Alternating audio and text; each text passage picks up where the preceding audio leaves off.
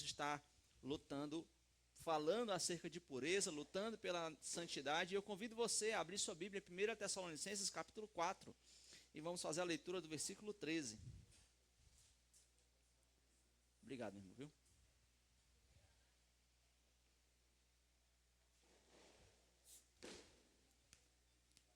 Primeira Tessalonicenses, capítulo 4, versículo 3.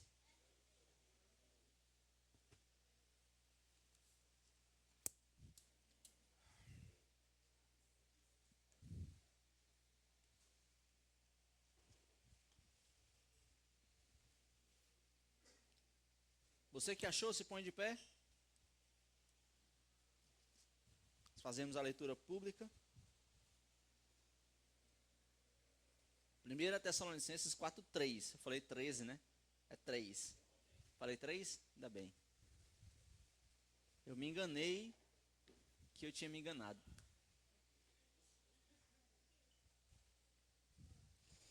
1 Tessalonicenses, capítulo 4, versículo 3. Falta o Gabriel aí. Achou aí, Gabriel? Vamos ler. Porque esta é a vontade de Deus, a vossa santificação, que vos abstenhais da fornicação. E novamente, porque esta é a vontade de Deus, a vossa santificação, que vos abstenhais da fornicação. Vamos orar. Deus amado, Pai bendito, somos gratos ao Senhor por esse tempo de louvor que o Senhor nos concedeu. Muito obrigado, Senhor, pelo tempo que o Senhor nos concede de oração. E Deus, queremos rogar ao Senhor agora, que o Senhor seja conosco, ó Deus, em nosso estudo, em nossa pregação aqui, ó Pai. Nesse momento onde vamos ouvir a Tua voz, vamos pedir realmente que o Teu Santo Espírito trabalhe em nossos corações. Senhor, nos ajude, que possamos, ó Deus, em nome de Cristo Jesus, termos cativos agora pela palavra que será pregada, e que nós sejamos edificados pela Tua verdade. Essa é a nossa oração e o nosso pedido. Oramos em nome de Jesus. Amém. Amém. Pode sentar. Bom, nós lemos esse texto de 1 Tessalonicenses 4,3, porque basicamente esse é o texto que o autor vai usar para falar acerca desse assunto, para falar acerca de santidade, para falar um pouco acerca de pureza. E ele começa... Isso. Ele começa fazendo essa afirmação. O cristianismo é o defensor da pureza. Certo? Ele começa com essa afirmação. Se há alguém que luta pela pureza, esse alguém é o cristianismo. O cristianismo é esse que é o defensor da pureza. E o que é um defensor? É que ele pleiteia a causa de outra pessoa. Né? Um defensor é isso, é que ele vai defender a causa de uma outra pessoa, vai defender os direitos de uma outra pessoa. E o cristianismo é isso. O cristianismo vai lutar por essa causa que é de Deus. Deus nos ordena que nós sejamos santos e que nós devemos fugir da impureza, da imoralidade. E aí nós vamos então lutar por essa causa. E então tem um livreto, que ele utiliza essa frase, de um livreto aí de 1959. E esse livreto, ele disse que a pureza deve se sentir protegida quando estiver nos termos do cristianismo. A pureza deve se sentir como uma irmã mais nova sendo protegida pelo irmão mais velho. Ela tem que se sentir segura, ela tem que se sentir de fato cuidada. O cristianismo ele deve ser esse militante mesmo, esse defensor ferrenho da pureza.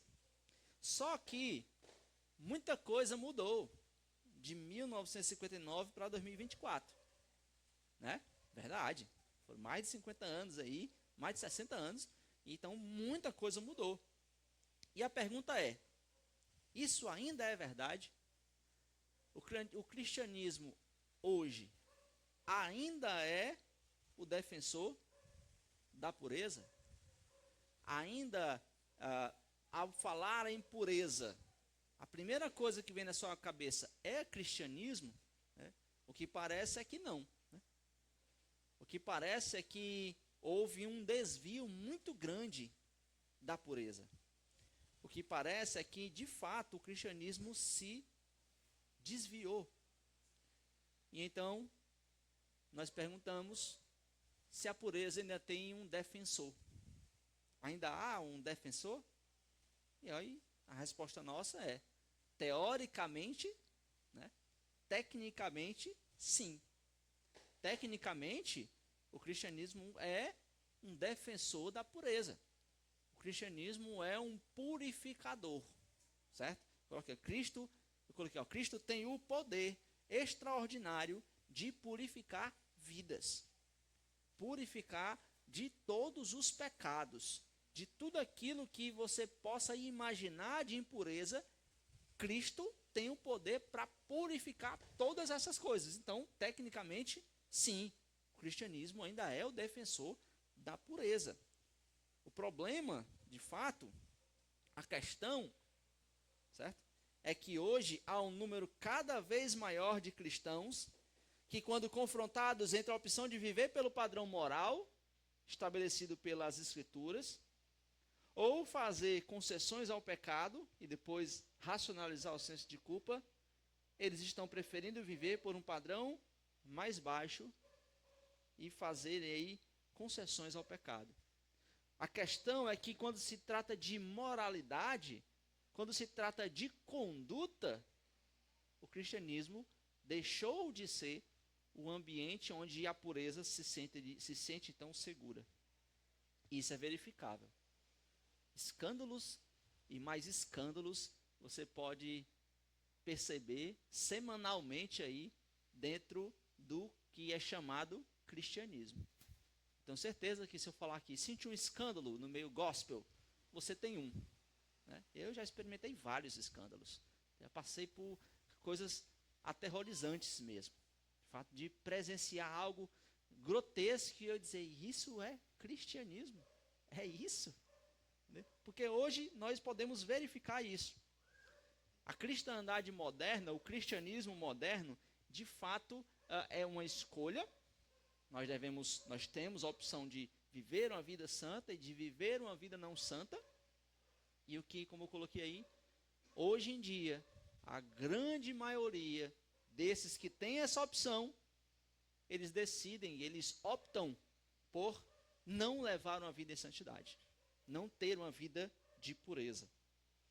E abra sua Bíblia aí em Romanos capítulo 6. Romanos capítulo 6.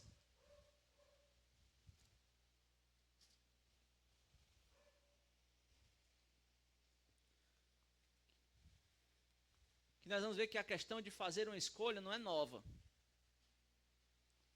Essa opção, a questão de nós termos que fazer uma escolha não é nova. Paulo já falou sobre isso em Romanos 6.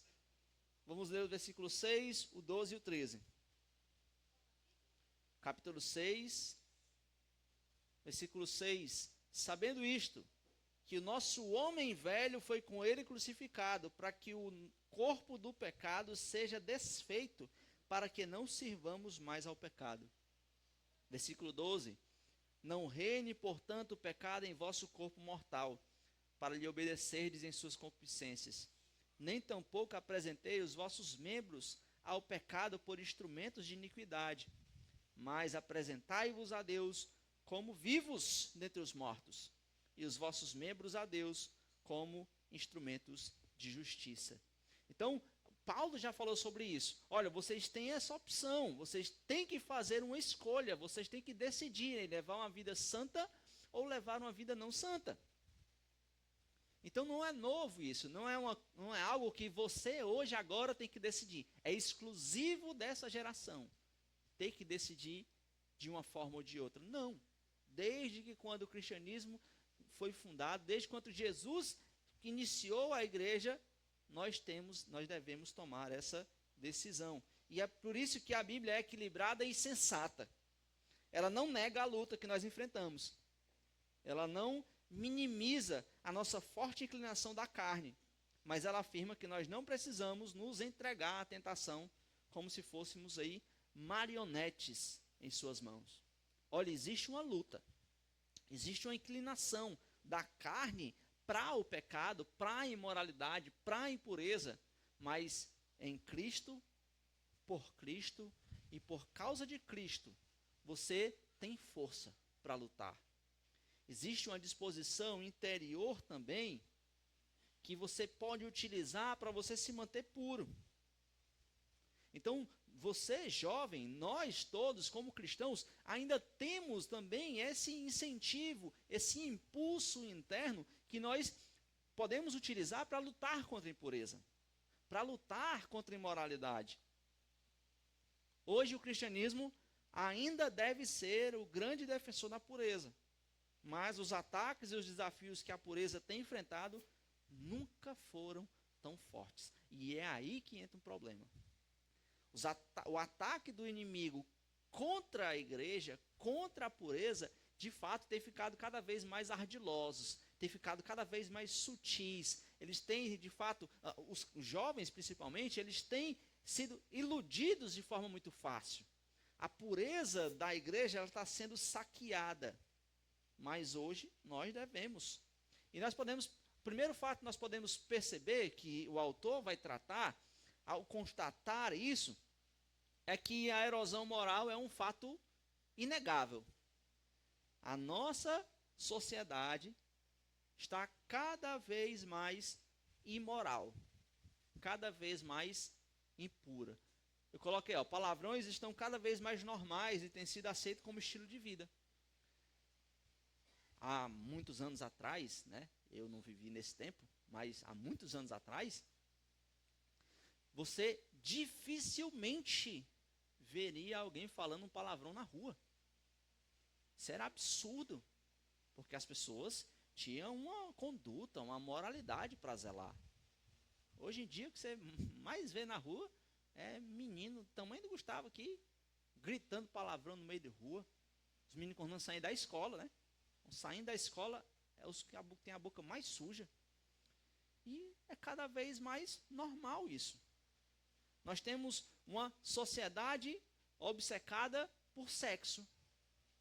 Nós temos uma sociedade que só pensa nisso. Tudo na nossa estrutura social agora é voltado para sexo. Propagandas e mais propagandas. O que é que eles colocam? Mulheres seminuas. Por quê? Porque eles estão obcecados, pensam nisso direto. Os protagonistas de tramas intrigantes dos melhores filmes, das novelas, das séries, são prostitutas, amantes, moleques, criminosos. Eles botam o pior tipo de espécie para ser os protagonistas, aqueles que são invejados, aqueles que são colocados no posto de alvo. Eu tenho que ser como esse. E eles estão cada vez mais, isso acontece cada vez mais.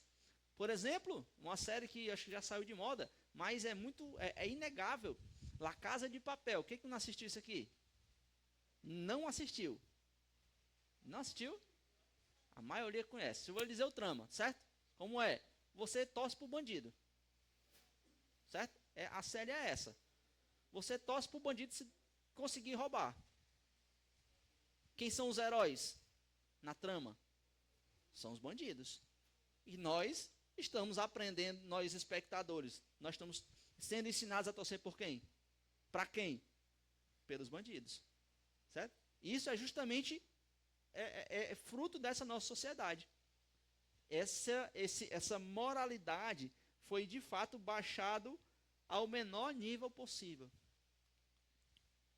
E houve também a transformação no amor. Antigamente, em 1950, 60, 70, nós tínhamos o amor era um sentimento nobre. Existiam os clássicos da literatura que falavam sobre amor, exaltando o amor. De fato, era um sentimento belo. Mas hoje, né, é anormal. Deixou de ser um sentimento nobre e agora é um sentimento pervertido. É um sentimento exótico. É algo banal. Perdeu o sentido. Né? E essa degeneração moderna já ultrapassou tudo que você poderia ter imaginado. Eu não sei onde é que a gente vai parar. Certo? Eu não sei onde é que a gente vai parar. Sociedade cada vez mais imoral, impura, pervertida, corroída moralmente. E a pergunta é: aonde nós chegaremos com isso? Aonde, como sociedade, por exemplo, nós vamos chegar? Entendeu? Por exemplo, eu quero enfatizar aqui, nós temos hoje um fato importantíssimo. Nós temos uma indústria pornográfica que lucra aí bilhões e bilhões no ano. E nós temos pessoas dependentes de pornografia, por exemplo. Nós temos, eu já compartilhei esse caso aqui com alguns. Eu tenho um joguinho de xadrez no meu celular. Eu tinha, no caso, né? Um jogo de xadrez. Porque ia desopilar, estava muito cansado, aí eu ia jogar xadrez para desopilar a mente. Na propaganda do meu joguinho de xadrez, o que foi que apareceu? Propaganda de uma mulher seminua. Imoralidade. Num joguinho aparentemente inofensivo. Num jogo que não tinha nada a ver realmente. Mas surge. Por quê? Porque hoje em dia, de fato, pornografia ela é algo que ataca todos nós. Ataca todos vocês. Vocês todos estão suscetíveis a isso. E aí eu coloquei aqui uma atençãozinha para você, jovem, certo? Se você consome pornografia, não desgrace com a vida de outra pessoa namorando. Pelo amor de Deus. Certo? Eu estou acompanhando um caso horrível. Um jovem, viciado em pornografia, namorou, pensando, não, quando eu casar, eu deixo. Noivou, quando eu casar, eu deixo. Casou e não deixou. E o casamento dele está prestes a acabar por causa de pornografia. Vício. Porque o estrago que a pornografia causa na vida de um jovem é algo fortíssimo. Além de ser uma ofensa a Deus, ela dá uma descarga de dopamina altíssima. Ela cria novas conexões no seu cérebro que nunca foram feitas. Então, isso tudo que eu estou falando é fruto justamente dessa erosão moral. Hoje em dia você pega uma criança de 10, 12 anos, ela já acessa pornografia livremente. E eu estou sendo bem generoso, 10 anos. Tem que até, antes disso, eles já acessam, eles já têm acesso a isso. Então nós temos essa sociedade corroída moralmente. Nós vivemos nós podemos afirmar isso. Nós vivemos em meio à imoralidade. Nós vivemos em meio à perversão. Nós vivemos em meio à pornografia. E o que é que Deus ordena para você, jovem? Sejam santos. Busquem a santificação. A pureza moral, jovens, é um objetivo possível. Aí eu quero que você volte lá para o texto que nós lemos, de 1 Tessalonicenses, capítulo 4, onde Paulo vai falar, vamos ler os 5 primeiros versículos.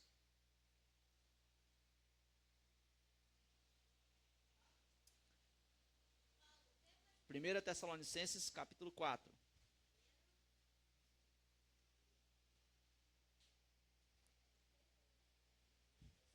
Primeira Tessalonicenses, capítulo 4.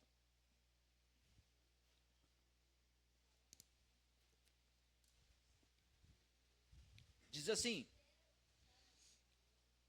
finalmente, irmãos, vos rogamos e exortamos no Senhor Jesus, que assim como recebeste de nós, de que maneira convém andar e agradar a Deus, assim andai, para que possais progredir cada vez mais.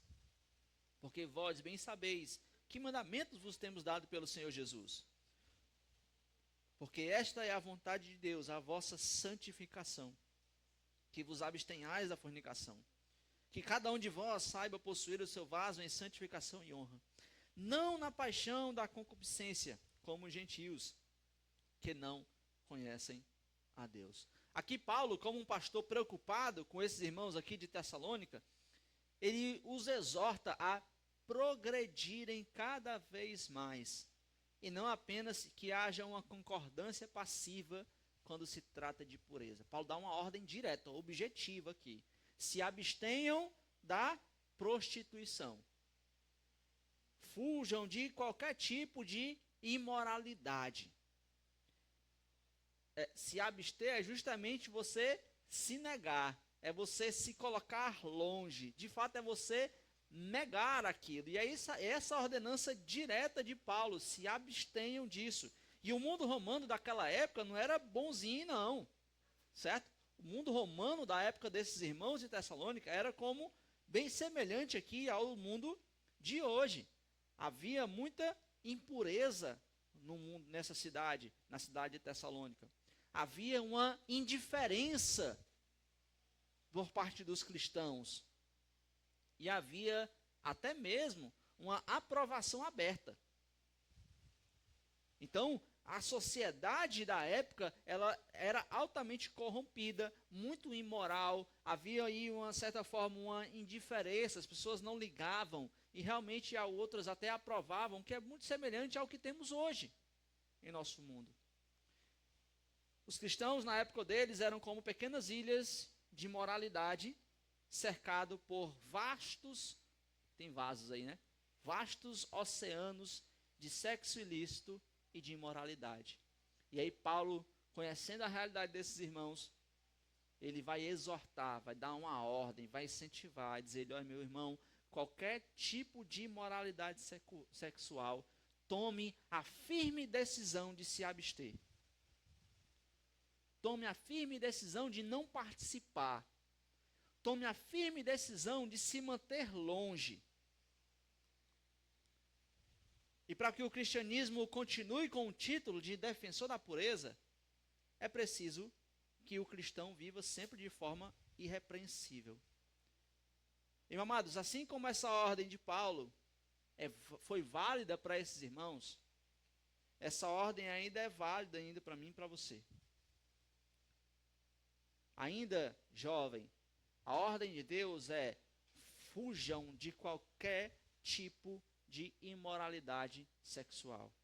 Aqui tem dizendo fornicação, mas essa palavra aqui, ela engloba todo tipo de imoralidade sexual. Qualquer tipo de imoralidade sexual, você tem que se abster. Seja sexo fora do casamento, sexo antes do casamento, seja masturbação, seja pornografia, seja qualquer tipo de relacionamento sexual que não seja dentro do casamento. Paulo está dizendo que vocês se abstenham, vivam em santidade, vivam em pureza.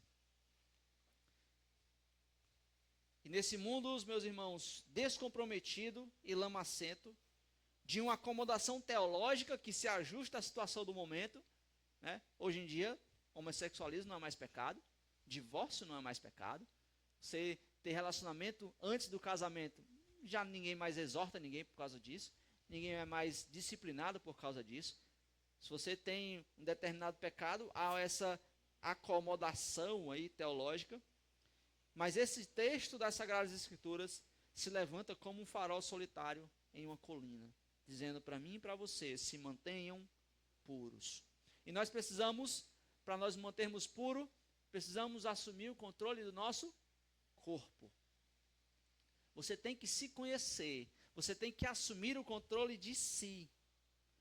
É impossível de você chegar à pureza moral se você não encarar alguns fatos práticos. E eu quero a participação de vocês aqui para vocês não dormirem. Romanos capítulo 12, versículo 2. Romanos capítulo 12, versículo 1. Eu vou fazer assim, calma. Eu vou começar da esquerda para a direita aqui na frente, tá bom? Como é seu nome? Pablo, você vai ler Romanos 12, 1, tá bom? Aí eu vou te pular. O Gabriel Romanos 6, 12. Certo, Gabriel? Romanos 6, 12. Aí o João, 1 Coríntios 6, 15, João. E o Gustavo, 1 Coríntios 6, 19. Bom? Existem alguns fatos que a Bíblia nos ordena que a gente tem que praticar para que a gente possa chegar à pureza. Tá bom? O do Gustavo é 1 Coríntios 6, 19. O do João, 1 Coríntios 6, 15. Do Gabriel, Romanos 6, 12 e 13. E do Pablo, Romanos 12, 1. Ponto. O primeiro texto de Romanos 12, 1, que o Pablo lerá aqui, o primeiro fato é que nós devemos apresentar os nossos corpos como sacrifício vivo. Né? Lê aí, Pablo, pra gente. Bem alto. Importante que seja alto.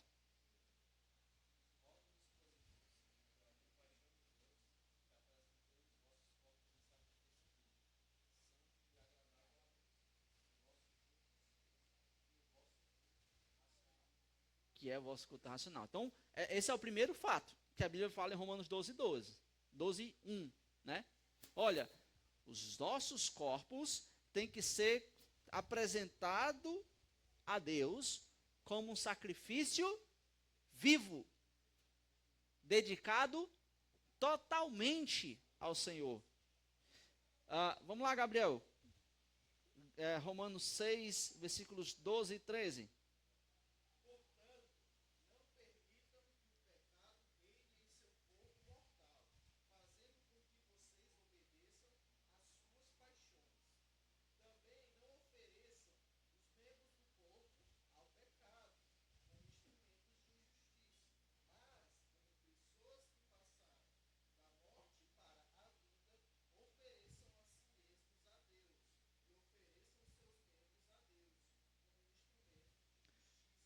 Esse é o segundo fato que a Bíblia nos ordena. Além de você apresentar o seu corpo como sacrifício vivo a Deus, você não deve oferecer os membros do seu corpo como instrumento de injustiça, como instrumento de pecado. Você não pode oferecer os seus membros a isso. Você tem que ter o controle do seu corpo.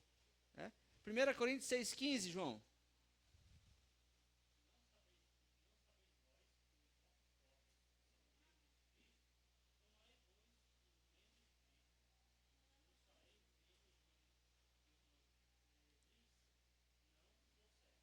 Não, poxa, de forma nenhuma. Eu vou apresentar o meu corpo, que é um membro do corpo de Cristo, para prostituição, para impureza.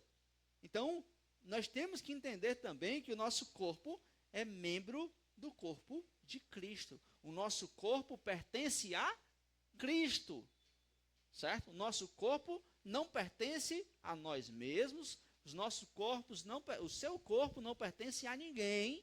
O seu corpo pertence a Cristo Jesus. E aí, no versículo 19.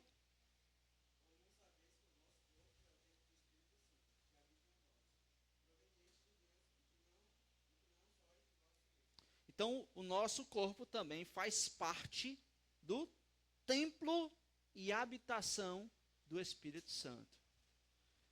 Então, são fatos aqui que nós precisamos entender e que esses versículos nos mostram que nós devemos levar em consideração, encarar esses fatos para que nós possamos então ter a consciência de caminharmos em direção à pureza. Nós temos que entender que nossos corpos têm que ser apresentados como sacrifício vivo a Deus. Os membros do nosso corpo não devem ser instrumentos de injustiça ou de pecado. Nosso corpo é membro do corpo de Cristo e ele faz parte do templo e habitação do Espírito Santo. Mas, se há um outro fato, né, é que o nosso corpo facilmente nos desvia da rota. Facilmente a gente é enganado. Facilmente a gente é iludido. Não é o corpo em si. É o pecado. É a sedução, é a atração. E aí eu quero fazer uma pergunta. Você conhece o seu corpo? Certo? Não o corpo físico. Certo? Você conhece a sua natureza pecaminosa? Você é ciente dos fatores que enfraquecem o seu controle sobre o seu corpo? Você sabe, você conhece as áreas perigosas de sua vida? Aquilo que acontece e que sempre lhe leva ao pecado de imoralidade, a pecado de impureza. Uma rede social, uma foto, qualquer coisa do tipo.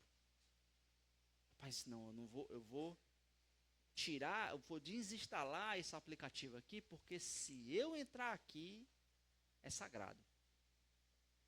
Então, já que eu sei disso, eu vou então fugir.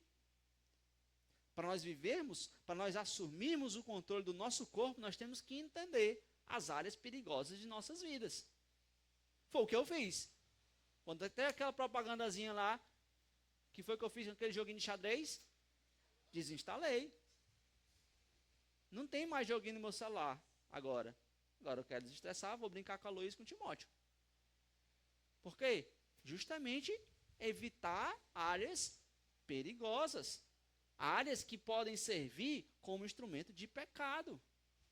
Então, jovem, o que você precisa para assumir o controle do seu corpo é isso.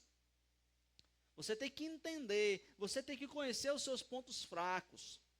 Você tem que se policiar quanto aos estímulos, ao que você vê, ao que você toca, ao que você sente.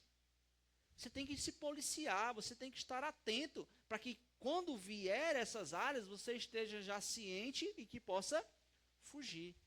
Não permita de forma nenhuma que o seu corpo dite as suas convicções. Não seja escravo do seu corpo.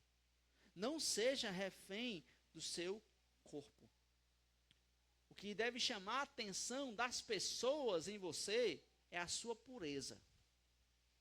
A sua pureza tem que ir à sua frente. Quando as pessoas estiverem falando imoralidades, impurezas, a sua presença deve causar constrangimento nessas pessoas. As pessoas têm que dizer: chegou o irmão, chegou a irmã. Ei, fala isso não, pai, é crente. É isso que as pessoas têm que ver em você. Pureza. Tem que ver diferença em sua vida. As pessoas têm que ver que você não é como a grande maioria de falsos crentes que há por aí. Elas têm que ver em você esse quê a mais. E o que todos esses textos aí vão nos dizer é que é plenamente possível ter uma pureza pessoal. É possível você viver em pureza. Isso é plenamente possível. Se Deus ordena, se Deus deseja, se Deus exige, jovem, é porque é plenamente possível. Você só precisa assumir o controle do seu corpo. Hoje em dia, a pureza é algo sem valor. Ah, rapaz, isso é muita besta. Se guardar até o casamento. Como é que tu vai casar uma pessoa se tu nem conhece? Nunca nem. E se você não gostar? E quando chegar no casamento e não gostar? E aí, como é que vai ser? E se vocês não tiverem a química? E se o amor morrer? Aí vão colocar um bocado de se, justamente porque impureza, modernamente, impureza é algo como sem valor. Mas você tem que ter convicção. O sexo não é para o seu prazer. O sexo é para a glória de Deus. Se seu amor morrer no casamento, o que é que você vai fazer? Vai ficar casado, porque o que segura o casamento não é amor. O que segura o casamento é a aliança, o compromisso que você assumiu diante de Deus. Você tem que estar convicto dessas coisas para que você não seja ludibriado pela desvalorização da pureza que há aí no mundo afora. Deus quer isso. Deus quer que o seu povo, Deus quer que você, jovem, tenha uma posição firme na pureza. Lute pela sua santidade. E o que eu achei interessante do autor nesse capítulo é que ele fala em dois aspectos. Ele diz, olha, jovem, você tem que ser puro. Jovem, você tem que assumir o controle do seu corpo. Preste atenção no que você anda vendo por aí. Preste atenção no que você anda escutando. Preste atenção naquilo que você pensa, no que você está desejando, aonde está o seu coração. Jovem, viva em santidade. Ele dá toda essa exortação que é muito necessária para nós. Mas ele também, de forma muito interessante, ele fala da nossa responsabilidade agora perante o corpo de Cristo. Não é apenas algo individual, é algo coletivo. Outro aspecto que é afetado com a impureza moral é o grupo que as Escrituras chamam de igreja. Se você vive de forma impura, se você vive de forma imoral, jovem, você não é o único que sofre as consequências. Você não é o único que é afetado. A sua conduta impura vai refletir aí em todo o corpo de Cristo. Vai trazer vergonha para o corpo de Cristo. Por quê? Aquilo que nós lemos, nós somos membros uns dos outros. Nós fazemos parte do mesmo corpo. Nós fazemos parte do corpo de Cristo. Então, se um vive de forma impura, ele afeta logo todo o corpo. E se nós somos membros uns dos outros, como nós somos parte do mesmo corpo, nós temos responsabilidade diante de todos. É o que o Novo Testamento vai nos apresentar. O Novo Testamento nos apresenta de forma clara e nítida o interesse e a preocupação e a responsabilidade mútua entre os membros da igreja local. Vamos lá para 1 Coríntios, capítulo 12.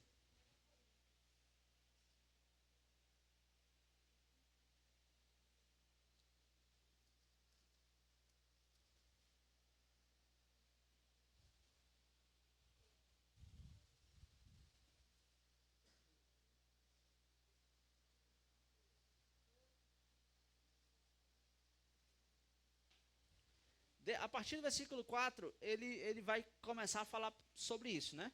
Até o versículo 27.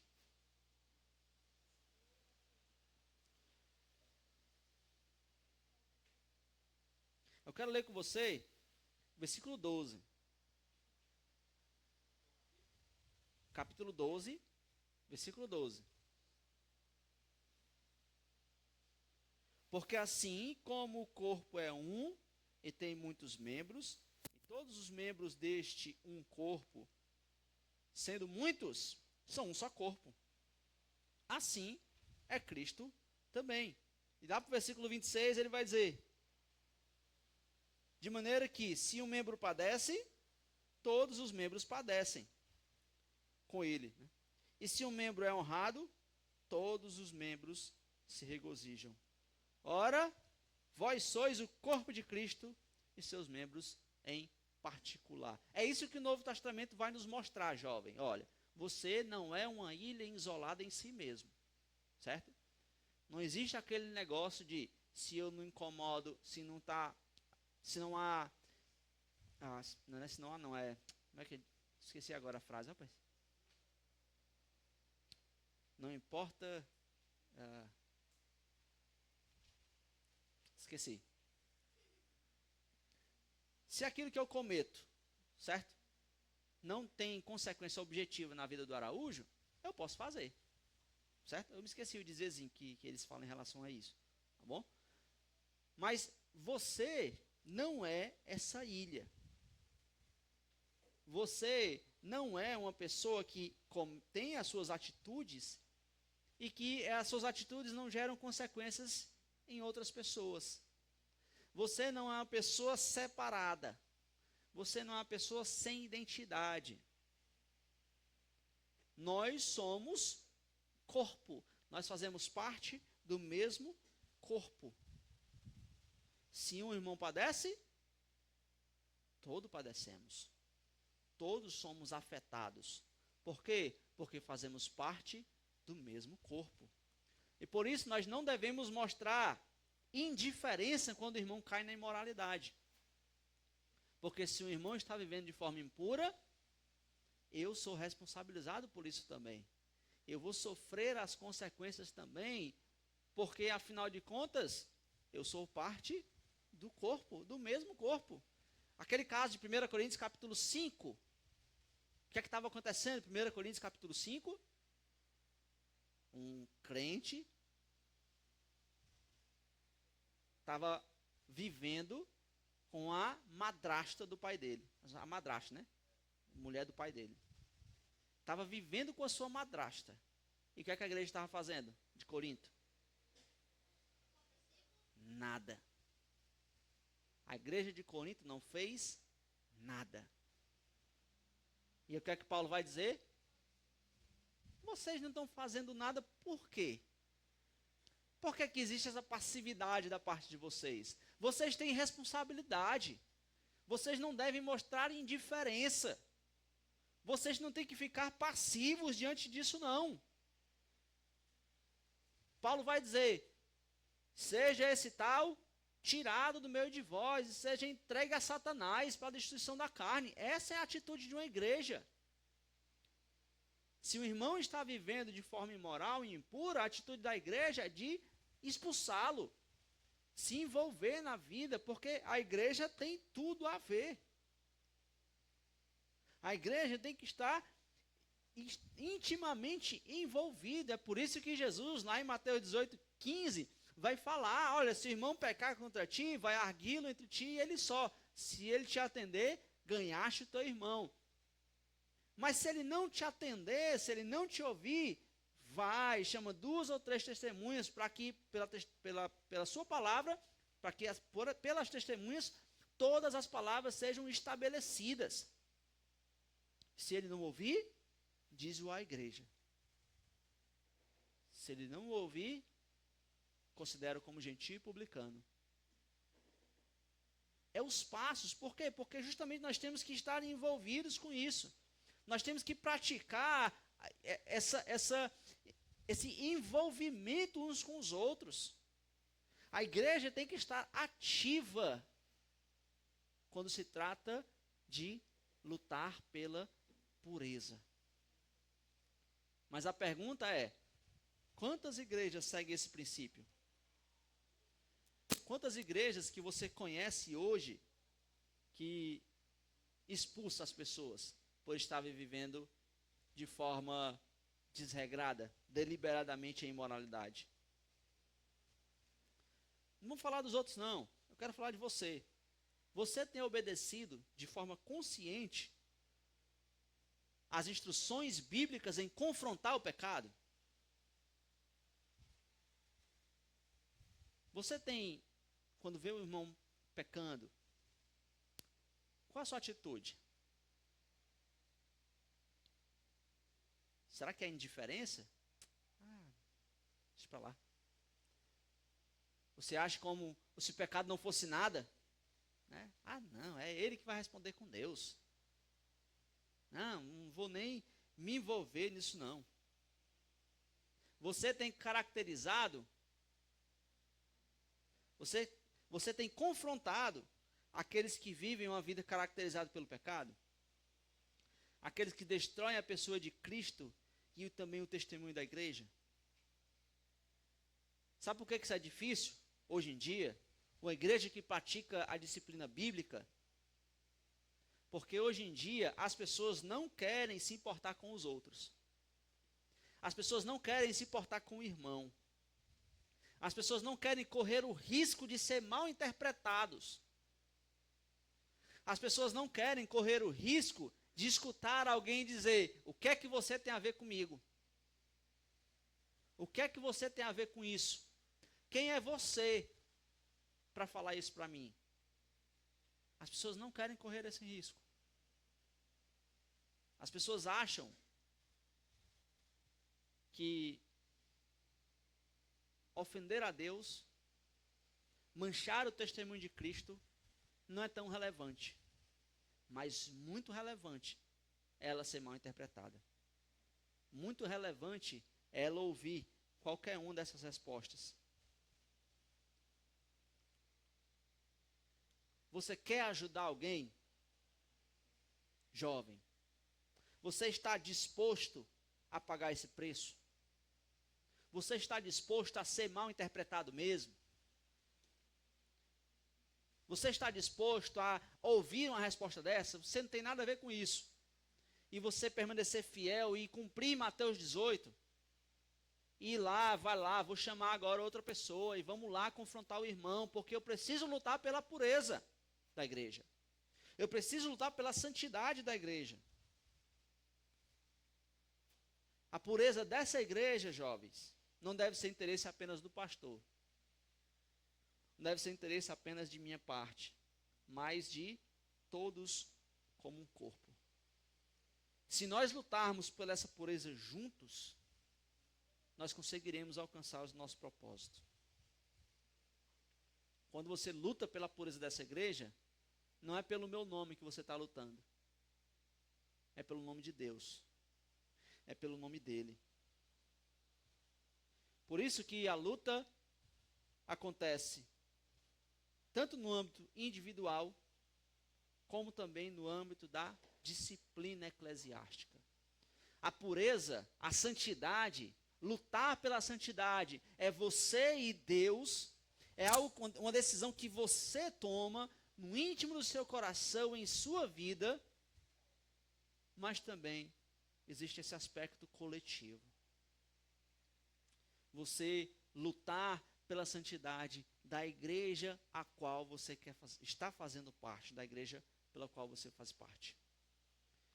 E quando praticado da maneira certa, com o espírito de bondade e humildade, isso vai resultar na mais bela e autêntica demonstração de graça e arrependimento que alguém experimenta. Você já viu alguém que foi expulso de uma igreja e se arrepende e volta? Você já passou por essa experiência? Não tem coisa mais linda do que isso. Eu já passei por essa experiência, graças a Deus.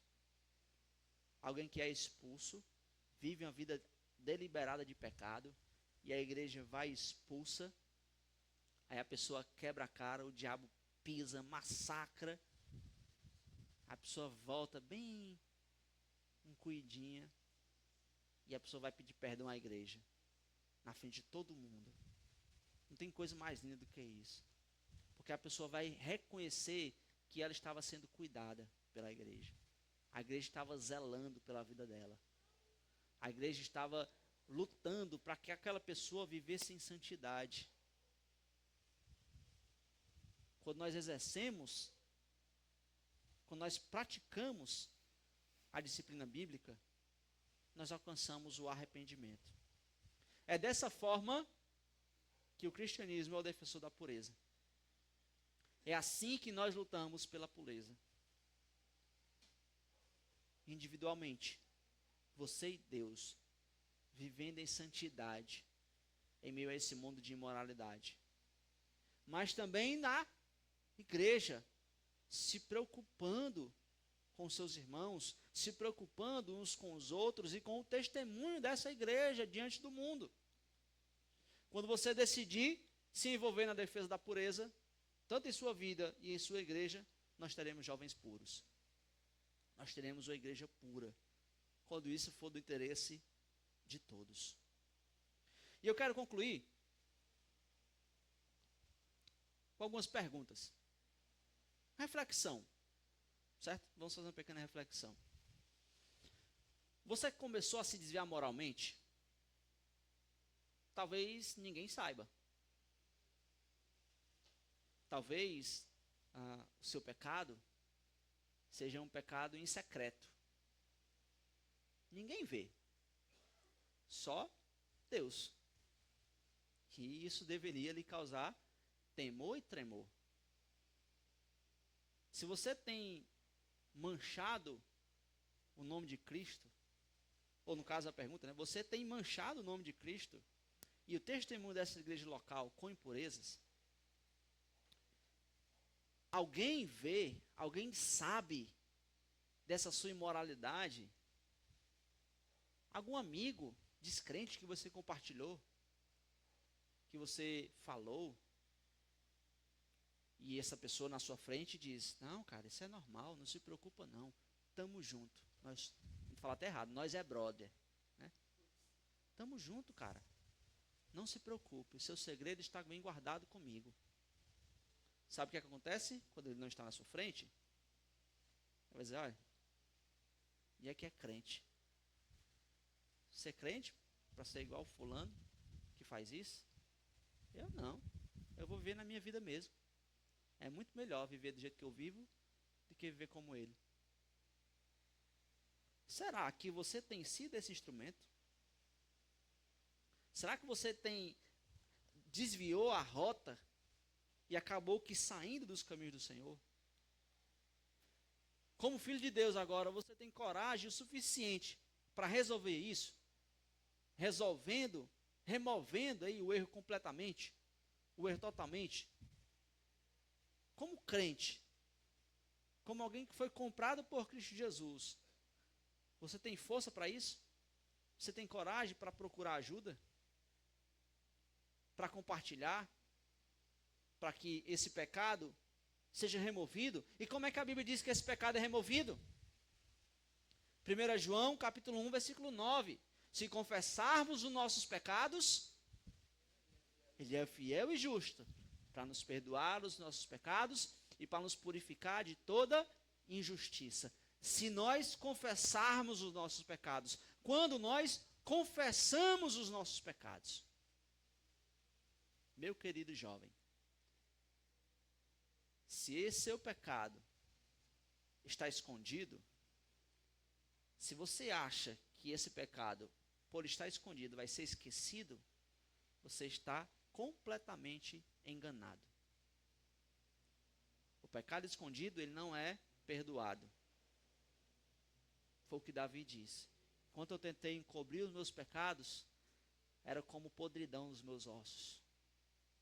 Mas quando eu confessei, minha vida foi transformada. Quando eu confessei o meu pecado, eu fui perdoado por Deus. Compreendendo que somos responsáveis uns pelos outros, como membros do corpo de Cristo, jovem, você está disposto a se aproximar de outro crente para confessar o seu erro abertamente? Pedindo a ajuda desse irmão para superar o seu problema, para superar o seu pecado? Você está disposto a isso mesmo? Procurar a mim, procurar um outro irmão mais maduro e confessar, Senhor, me perdoa, Senhor, eu quero, pastor, eu quero pedir perdão por isso, aconteceu isso na minha vida. Ou então, você tem um amigo aqui na igreja, e você sabe que ele está manchando o testemunho cristão da igreja. Você tem coragem de orar a Deus por ele, e para ser um instrumento de repreensão para essa pessoa, visando a restauração? Você sabe, mas você não confronta. Você sabe, mas você esconde. Você sabe e você mostra indiferença.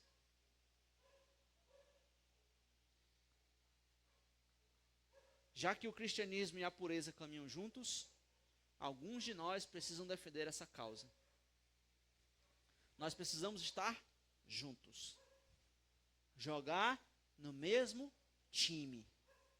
Expulsando de nossa igreja os que são falsos cristãos e ajudando, amparando aqueles irmãos que estão fracos e que estão precisando de ajuda. Nós seremos defensores da pureza quando vivermos dessa forma. Será bem mais fácil se posicionar ao lado da pureza se todos nós fizermos isso juntos. E aí eu quero convidar você a fazer um compromisso. Vamos assumir esse compromisso na mocidade? Vamos assumir esse compromisso de nos exortarmos mutuamente? Vamos começar da gente isso, né? Somos poucos, a gente consegue. Quando você vê um irmão pecar, não somente em impureza, imoralidade sexual, mas um pecado, assuma esse compromisso. Eu vou exortar. Eu vou cumprir o meu papel. Eu vou fazer o que a Bíblia mandou fazer. O que a Bíblia ordena ser feito. Se nós começarmos isso na nossa mocidade, nossa igreja será afetada. E se nós, como igreja, assumirmos esse compromisso, o nosso testemunho diante do mundo será algo extraordinário.